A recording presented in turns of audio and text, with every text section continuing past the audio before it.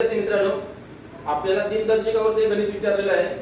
2004 ला शिक्षक दिन सोमवारी असल्यास त्याच वर्षी गांधी जयंती कोणत्या वारी येईल?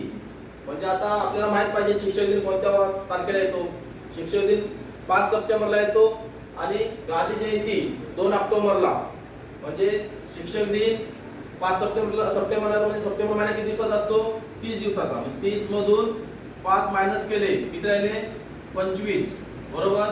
आणि गांधी जयंती 2 ऑक्टोबरला असते. म्हणजे ते ऑक्टोबरचे 2 दिवस म्हणजे 25 अधिक 2 बरोबर 27. म्हणजे आपले 27 दिवस पुढे मोजून तो वार काढायचा आहे. पण आपण 27 दिवस मोजू शकत नाही. त्यासाठी काय करायचं आहे?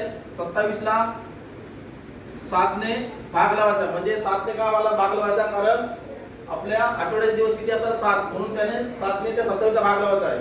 7 त्रिक 21 म्हणजे 27 म्हणून 21 राहिले किती? इथे 6. म्हणजे आपल्याला विचारलं काय? शिक्षक दिन सोमवारी दिलाय. म्हणजे आपल्या सोमवारच्या पुढे 6 दिवस मोजायचे. म्हणजे सोमवार म्हणजे मंगळवार, बुधवार, गुरुवार, शुक्रवार, शनिवार आणि रविवार. म्हणजे तुमचं उत्तर काय येणार? रविवार.